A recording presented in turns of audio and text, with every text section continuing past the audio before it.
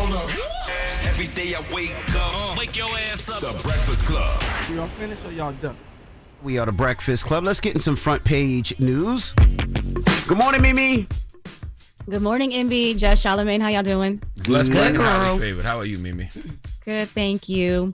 So this morning marks day 22 of the government shutdown, and for millions of Americans, the impact is getting harder to ignore. Across the nation's airports, frustration is also mounting. The FAA says nearly 19,000 flights were delayed and more than 1,600 canceled between Saturday and Monday, with the worst backups in Atlanta, Chicago, Dallas, and Newark. Now, air traffic controllers and TSA officers are still on the job, but without pay. And it's not just airports feeling the pain. This Friday, hundreds of thousands of federal employees, they will miss their first full paycheck since the shutdown began. And starting Monday, federal courts will begin scaling back operations, meaning civil and criminal cases could be delayed and staff furloughed as funding runs out. And another important deadline, in just 11 days, several states say they will no longer be able to fund SNAP food assistance, a lifeline for more than 42 million families. Meanwhile, lawmakers, they are still at a standstill. The Senate failed for the 11th time to pass a short-term funding bill that would reopen the government to November 11th, and the House remains out of session. Senate Minority Leader Chuck Schumer and House Minority Leader Hakeem Jeffries, they have asked to meet with the president, but the White House says that Trump will not sit down with Democrats until after Congress votes to fund the government, something Democrats call impossible without his cooperation. When asked about it, the president doubled down, though, saying he will not negotiate until the government is reopened. Let's listen to what he had to say.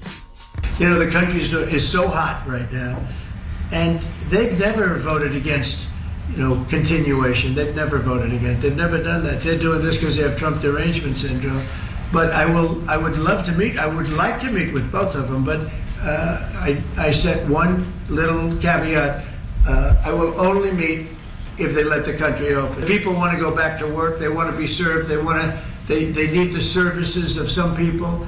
And a lot of people need the money, the payroll. So I'll do it as soon as they open up the country. Yeah. Well, while Congress goes back and forth over when they will negotiate, the ripple effects are stacking up fast.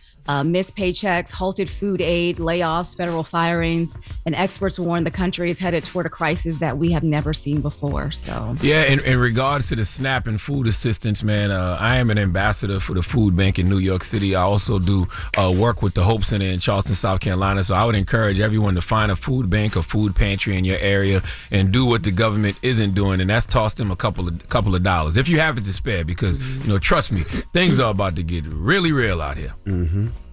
Absolutely. And while millions of Americans are waiting for their next paycheck, President Trump says he's the one who's owed money, $230 million to be exact, and he wants the Justice Department to cut the check. Yep. Crazy. So he's filed a formal complaint seeking compensation for what he calls years of wrongful investigation dating back to the Russia probe in 2016 and the Mar-a-Lago classified documents case. Now, both cases were dropped after Trump returned to the White House. But now that he's back in office, the president says those investigations hurt him financially and personally, and he believes that he is entitled to damages. Now, the tricky part is any payout would have to be approved by Justice Department officials that he appointed himself, including some of whom worked on the cases that we're talking about right now. So during a press conference at the White House, Trump joked about the unusual situation. Let's listen. But look, what they did, they rigged the election. And as you know, we had, in one case, 60 Minutes had to pay us a lot of money. George Slobodanopoulos had to pay us a lot of money, and they already paid. They paid me a lot of money because what they did was wrong. And, when somebody does what's wrong. Now, with the country, it's interesting because I'm the one that makes the decision, right? And, that decision would have to go across my desk. And it's awfully strange to make a decision where I'm paying myself. In other words, did you ever have one of those cases where you have to decide how much you're paying yourself in damages? But I was damaged very greatly. And any money that I would get, I would give to charity. Man, if he wasn't the president in real life, he'd be my favorite movie villain. You hear me? Trump wants reparations. And he's going to get it because the Justice Department is his. He says, I got to prove how much I'm going to give myself, which is a weird situation. That White House ballroom ain't going to pay for itself. Trump really, Debo, what you got on his ballroom, homie? What you got on his plane? Okay. This is crazy. Yeah. You realize how unprecedented this is? We are in uncharted territory, for real. A sitting president asking his own administration to pay him millions for investigating him. He wants reparations, Mimi, yes. And he gonna get it. Yes. I wish I could ask for reparations for myself. Okay. Yeah. You can't. Somebody come pay you, though. He gonna get penny. Every dollar. It's his Justice Department, like he just said. I'm essentially trying to figure out how much to write myself. Oh, it's unbelievable. It's unbelievable. All right. It's unbelievable. Never seen anything like it. Yeah. We will continue to watch that. Justice Department, they declined to comment on that. So coming up at 7, a new study says we're giving too much of our energy away to texting. We'll tell you why. We'll tell you why and why that's taking a bigger toll on your energy than you think. I'll tell you one thing. This second Trump term is make America griff again. Okay. This is the great American griff. It ain't even a griff. He's just like, yo, give me man. All right, I need a little bit of everything. It hasn't even been a full year yet. You know that. What? Y'all worried about Project 2025. Wait till January 1st and all of a sudden Project 2026 dropped. Damn. Exactly. Morning, everybody. It's DJ NV, Jess Hilarious, Charlamagne the Guy. We are the Breakfast Club. Let's get back in some front page news. What's up, Mimi? Good morning, NV, Jess, Charlamagne. How y'all doing? Good morning, Mimi. Good morning. All right, well, we start this hour in New York City where a federal raid on Canal Street erupted into chaos as ICE agents moved in and crowds fought back. Now, the sidewalks of Canal Street, usually packed with vendors selling knockoff handbags and watches, turned tense in a second. Witnesses say agents, they swarmed the area, ordering people to clear out as shoppers and vendors. They scrambled to grab their belongings. Panic spread. People ran in every direction, some falling as they tried to get away, and also shouting at officers.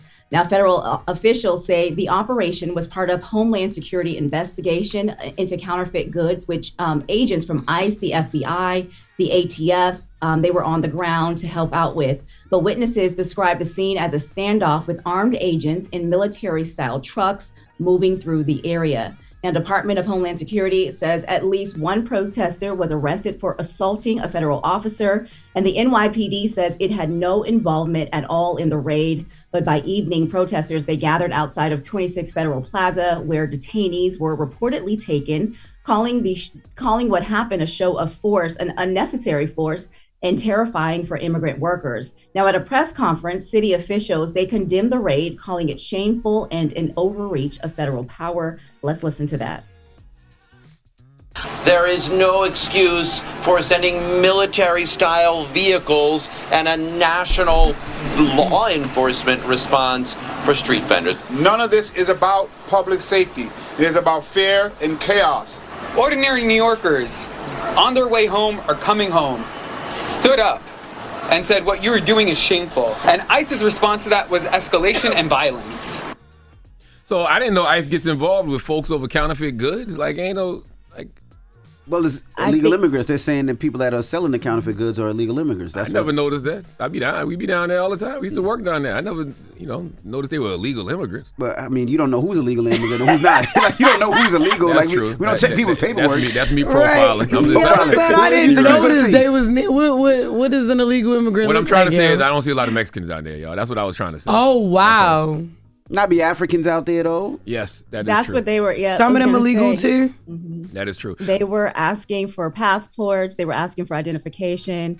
Video shows, people who look to be African being arrested, people who look to be Asian being arrested. So, but that's been going on for years. Like they've never hid. Like they out there in broad daylight. Like they not hiding. Every once in a while they run. Like cops are coming in. Everybody just scatter. But yeah, they've been there for, like you said, forever. Goods laid out on the sidewalk. Right. Yeah. Damn. I do want y'all to know, too, if Mondani gets elected, you're going to see stuff like that all the time. It's going to be military in the street. Mm-hmm. It's going to be ICE agents, every federal authority you can think of. I saw Trump yesterday speaking from the White House, and Trump was like, it looks like, Mondani's going to win, but, remember, everything goes through the White House. And he was like, well, at least this White House it does. I was like, damn. Yeah. And it don't. By the way, everything's not supposed to go through the White House on a local level, but he's letting you know Mondani becomes mayor of New York City, we gonna be there. I'm on your ass. I'm on your ass. Absolutely. Well, yesterday's event wasn't an isolated incident in Los Angeles. There was a separate ICE operation that left 2 people shot, including a TikToker and a U.S. Marshal. And in Chicago, another raid led to another dramatic scene. And in Chicago, they now have to wear, or a federal judge has ordered them to wear body camera video to limit the use of tear gas. So ICE raids happening all over the country. And a warning for parents this morning. It's a game that millions of kids play every day, but Florida's Attorney General says Roblox has become a breeding ground for predators. He's now issuing criminal subpoenas to the company, accusing the popular online gaming platform of failing to protect children from sexual predators. Now, investigators say predators have used Roblox to communicate with and groom minors, even bribing them with the game's virtual currency known as Robux, to send explicit photos and video. Now, experts warn it's part of a much bigger problem that stretches beyond Florida. The subpoenas will now allow prosecutors to dig deeper, searching for evidence tied to suspected predators, victims, and whether the company failed to report abuse or put proper safeguards in place. Now, Roblox, which has 70 million daily users worldwide, says it takes safety very seriously. In a statement, the company said it blocks images and video sharing, filters private information, and uses AI tools to monitor harmful content. But still, the pressure is mounting. Lawmakers in both California and Louisiana have already filed lawsuits accusing the company of not doing enough to stop predators, and dozens of families across the U.S. are now joining in similar lawsuits. That is crazy, yo. Very crazy. But you know what? Shout out to the people. I don't know if y'all ever seen the people who take matters into their own hands, where they have these group of guys. They'll pose as kids like on these games, and they catch predators like that. I don't know what they do with them, but like they catch them, and then they act like they want to meet up with the person, and then they actually stream themselves meeting up with the people. I see that too. Yeah, they're gonna get hurt. Yeah, I know. Because they're not, I mean, I love the fact that they're catching these nasty ass individuals, but they're gonna get to the point they're not police. I know. I mean, they just dudes that's doing just it trying to, streaming, but they're gonna get themselves hurt. But I love the fact that they are catching these nasty but they don't never catch them and beat their ass. Like, that's the only thing I never used to like about Chris Hansen. It's sometimes like, don't just catch them. Like, no. Sometimes they do. They do? Sometimes they do. Good. It's a group of guys that do it. They black. They be doing it, but they also can get locked up doing that too because they stream themselves doing it. Yeah. But they need to get some white vigilantes. No, for real, get about 3 or 4 white vigilantes with them. You know what I mean? So it look like a collaborative effort. I watch it all the time, and I love the fact that they catch these people. But I'm always nervous. I just need some ass whip. That's all. Yeah, but they can still do it. These people need to be in jail, like trying to lure these kids and whip their ass and drop them off to the police station. Oh yeah. I ain't got no problem with both forms of justice. Yeah.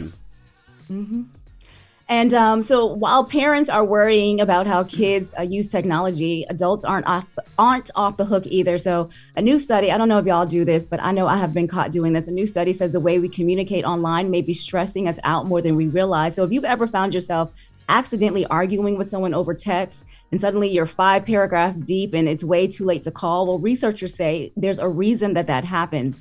They found that arguments over text last 3 times longer and get 4 times messier than when people talk face to face. So the study, which was published in the Journal of Social and Relationships, it says that it all comes down to what's missing: tone, body language, and real-time feedback. Without those cues, messages can get misread, emotions run high, and what could have been a quick disagreement now turns into a full-blown text message marathon. So have you guys ever found yourself like standing still, just texting with somebody over an argument? Yeah, because you forget certain things that you say. It's like, oh dang, I gotta say this. So yeah, you got to. Yeah. And when you in the moment and you arguing with somebody face to face, you on the spot right there. Nah, give me like a couple minutes. I'm gonna send you some ish.